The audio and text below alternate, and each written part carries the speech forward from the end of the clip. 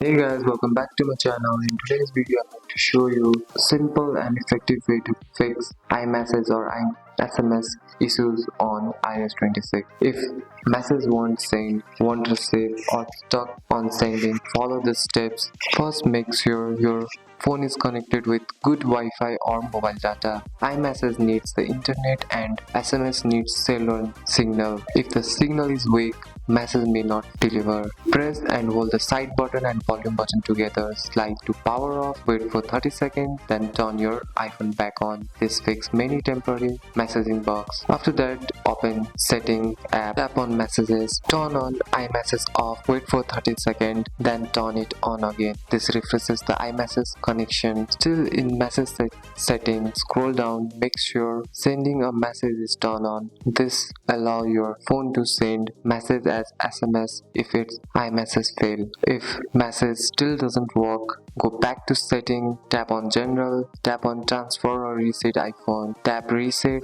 then choose reset network setting. This removes saved Wi-Fi password but won't delete your data. That's it. That's all for today's video guys. If you found this video helpful, drop a like and subscribe for more videos. Thanks for watching. See you in next one.